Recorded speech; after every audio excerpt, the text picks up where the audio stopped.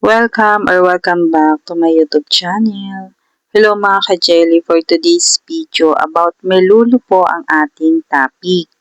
May nag-comment po dito, si Gary Diwa 9153. Sabi niya, ma'am, paano po change yung coins to peso? Tapos, paano yung decorate avatar na nakalagay 99999? So, sasagutin natin yan dito sa video na to. Kaya kung interesado kayo kung paano ma-change yung coins to peso, ay tapusin mo yung video na to hanggang dulo dahil tuturuan kita. Pero bago natin simulan, sa mga wala pang may lulod dyan at gusto ng mga ganitong earning app na pwedeng kumita gamit ang cellphone at internet, ilalagay ko yung link sa comment section para ma-download nyo. Marami na po akong video na in-upload about Melulu dito sa aking YouTube channel at nabanggit ko na rin po yung exchange ng coins to peso. Pero dahil nga mayroong nagko-comment pa rin na kung paano daw mag-exchange ng coins to peso, ay kaya sasagutin natin ulit yung tanong na ito. So, mayroon po kasing mga tao na hindi pa nakapanood ng video ko about doon at mayroon naman po nakapanood na.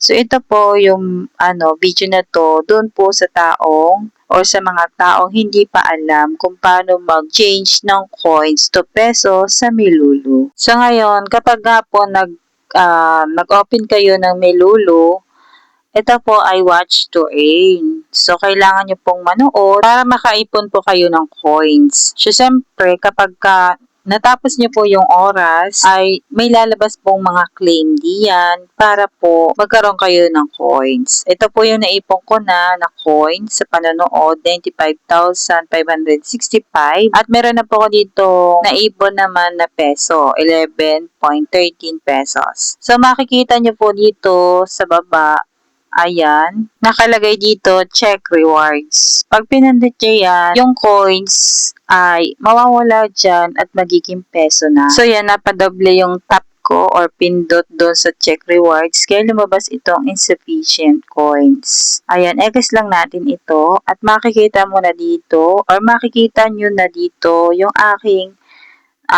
pera, 20.68 pesos na. At yung coins ay nabawasan kasi nga yung coins naging peso na. Diba? Kanina 11 pesos lang yan, pero ngayon 20 pesos na. At pag pinindot nyo ulit yung check rewards, ito na nga ang nalabas, insufficient coins. Ibig sabihin, kailangan nyo ulit manood ng mga palabas or ads para magkaroon kayo ng coins. Iiponin nyo yun at pag may sapat na kayong coins, pwede nyo na siyang exchange to peso. Ganun lamang kadali. Kung mahilig naman kayong manood, tamang-tama itong Melulu sa inyo.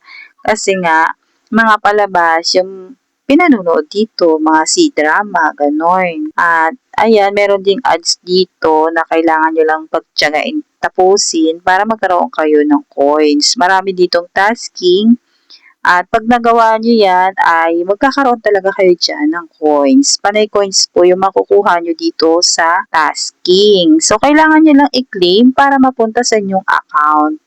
Okay? Huwag nyong kalimutang i-claim kasi kahit manood kayo ng ilang beses dyan, ng maghapon, magdamag, kung hindi nyo naman i-claim, ay hindi po papasok sa account nyo. Ayan po yung mga example ng mga pwede nyo mapanood dito sa Melulu. At kung makikita nyo po itong bilog na ito na umiikot, kailangan po yan umiikot na yan para nagbibilang siya.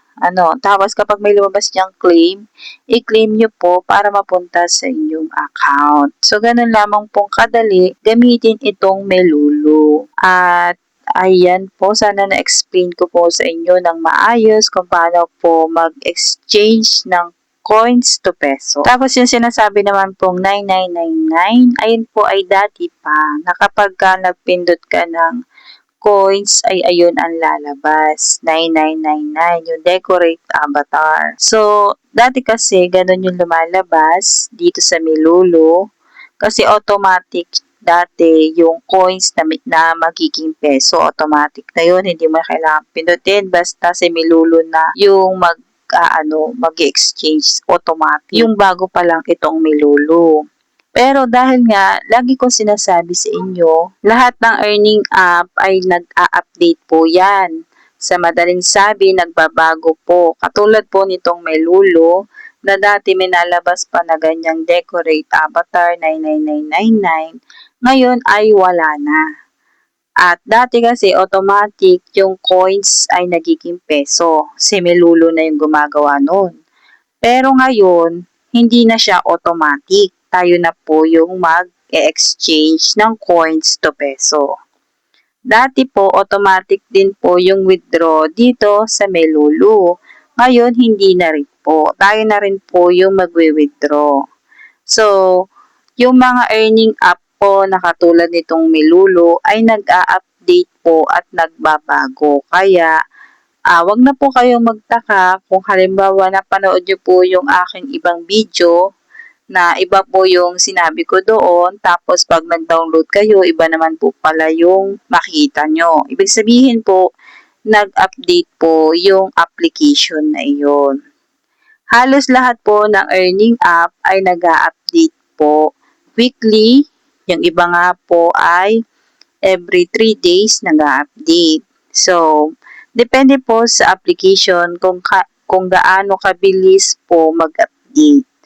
Kaya po, lagi ko po sinasabi sa aking mga video na nagbabago po talaga ang tasking ng mga earning app. Halimbawa naman po, hindi pa update po yung inyong application or yung inyong Melulo, pwede po kayo pumunta sa Play Store at pindutin nyo po ang update para ma-update po siya. Ayan, para po update po yung inyong application. So, makakasabay po kayo sa mga tutorial na ina-upload po dito sa YouTube channel kasi nga updated na po yung application nyo. Mas maiintindihan nyo na po yung pinapaliwanag po namin. At kung halimbawa naman po, hindi nyo rin po alam kung paano mag-withdraw dito sa Melulo, meron na po akong ginawang tutorial kung paano po mag-withdraw dito sa Melulo. Kasi po lahat po ng earning app na sinishare ko po dito sa aking YouTube channel ay nag-upload din po ako ng proof na ako ay nakakapag-withdraw dito sa mga application na sinishare ko po sa inyo. Yung aking pong sinishare dito ay based po sa aking experience. Marami na rin po kasi akong na-share dito sa aking YouTube ng mga earning app na kung saan ay pwede kang kumita gamit ang cellphone at internet. Kaya kung gusto nyo po ng mga ganon, ay pwede po kayong bumisita sa aking YouTube channel at baka po isa sa mga video ko ay makatulong sa inyo. Siyempre, don't forget to subscribe ng aking YouTube channel. See you now. Thank you for watching. Bye!